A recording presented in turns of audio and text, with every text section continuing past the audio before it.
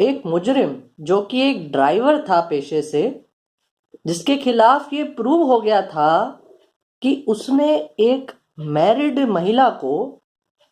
Office से घर छोड़ते हुए करीब रात के 2 बजे उसको किडनैप कर लिया और उसको घर छोड़ने की बजाय उसको किसी सुनसान एरिया में ले जाकर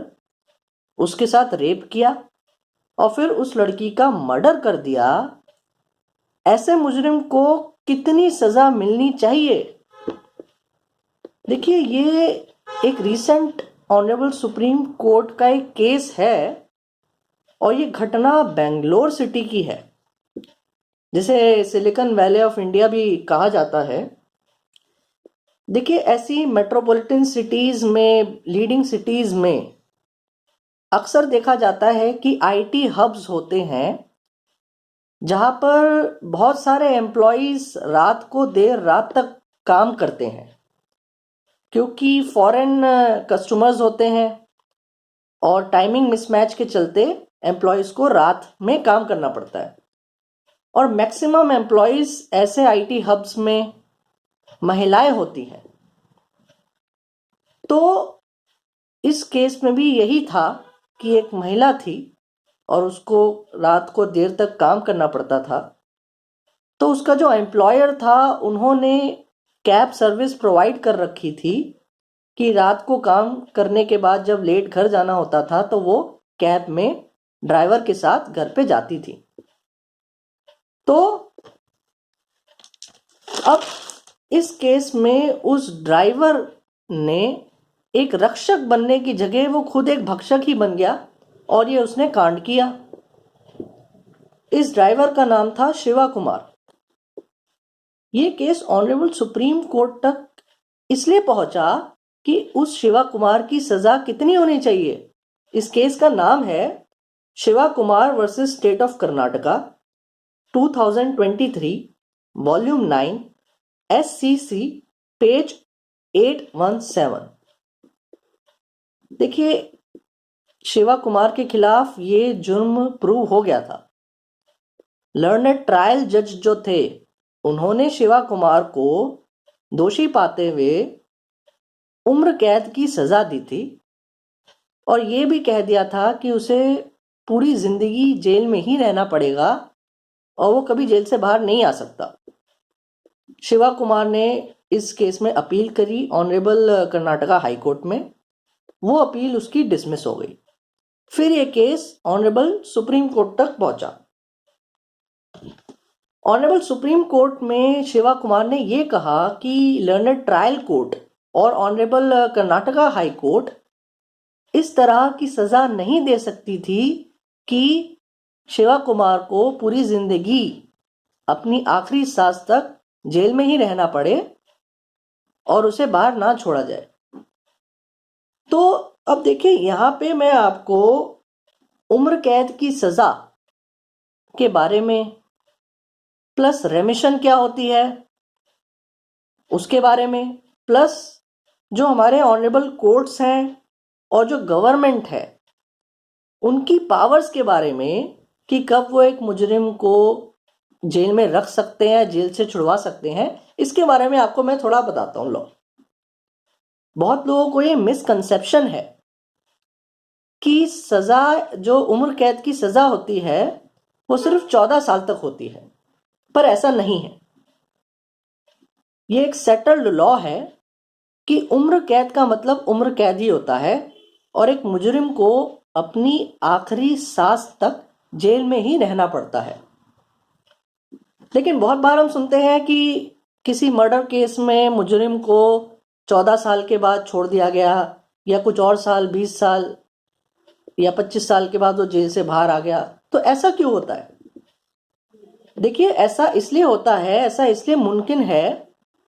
क्योंकि लॉ में पावर दी गई है गवर्नमेंट को। Section 433 read with section 433A code of criminal procedure के तहत कि वो एक उम्र कैद काट रहे मुजरिम को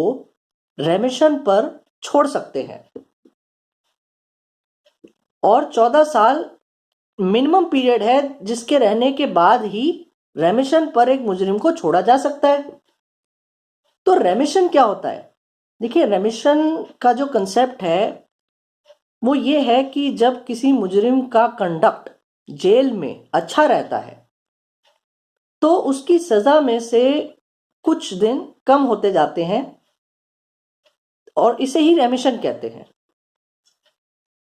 बहुत बार देखा जाता है कि 26 जनवरी पे, रिपब्लिक डे पे भी गवर्नमेंट्स जो है 1 महीने की, 30 दिन की या 60 दिन की सीनियर सिटीजन्स को या विमेन को या जिनकी तबीयत खराब होती है, ऐसे जो मुजरिम होते हैं उनको रेमिशन दे देती है, उनकी सजा में से वो पीरियड को कम कर देती है। दिल्ली के अंदर एक सेंटेंस रिव्यू बोर्ड होता है हमारा, जो कि दिल्ली प्रिजन्स रूल्स के तहत काम करते हैं। ये सेंटेंस रिव्यू बोर्ड ये देखता है कि जो मुजरिम उम्र कैद की सजा काट रहे हैं उनका जेल में बिहेवियर अगर अच्छा है और अगर उनमें अब क्राइम कमिट करने की कोई प्रोबेबिलिटी नहीं है, वो सुधर गए हैं और अगर वो एक नॉर्मल सिटीजन की तरह अब सोसाइटी के बीच में रह सकते हैं,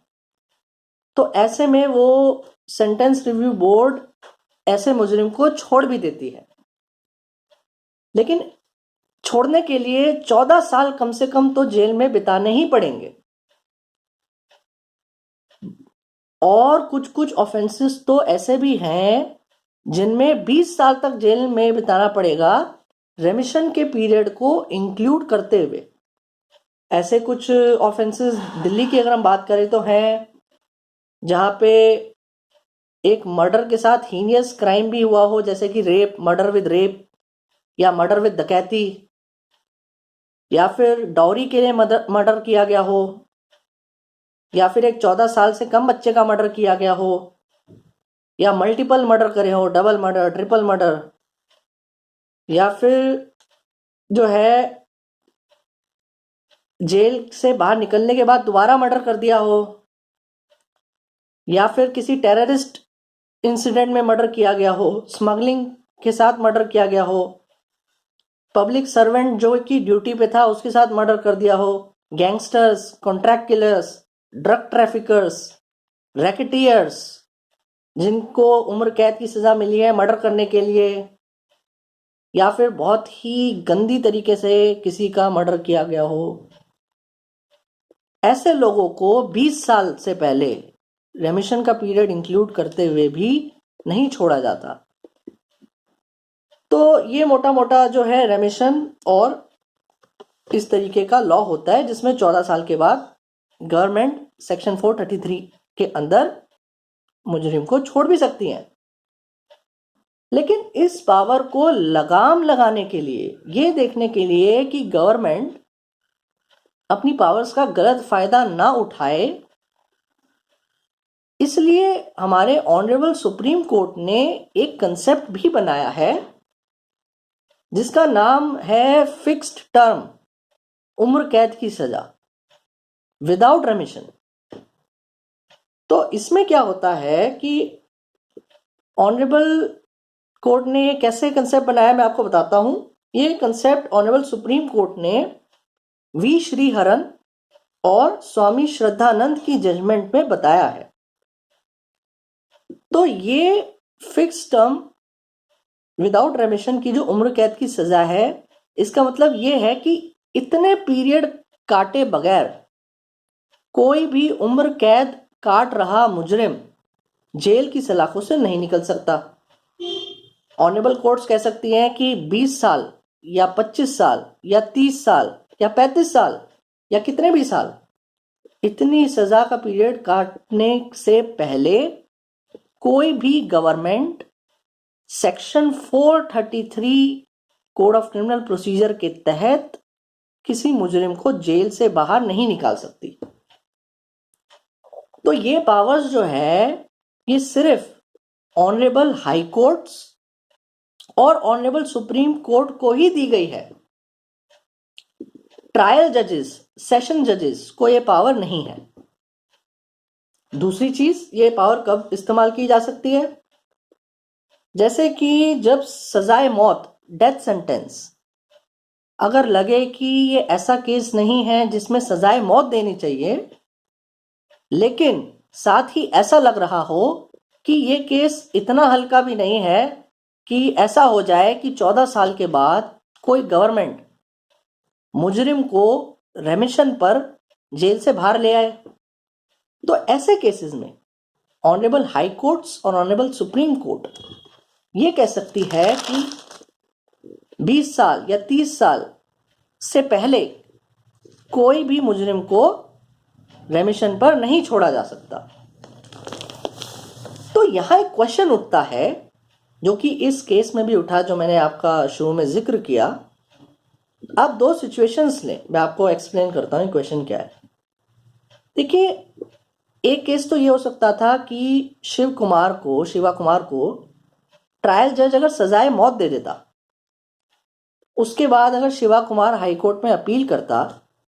और हाई कोर्ट ये कहता कि सजाए मौत एक ज्यादा लग रहा है, ये रेयरेस्ट ऑफ रेयर कैटेगरी का ऑफेंस नहीं है,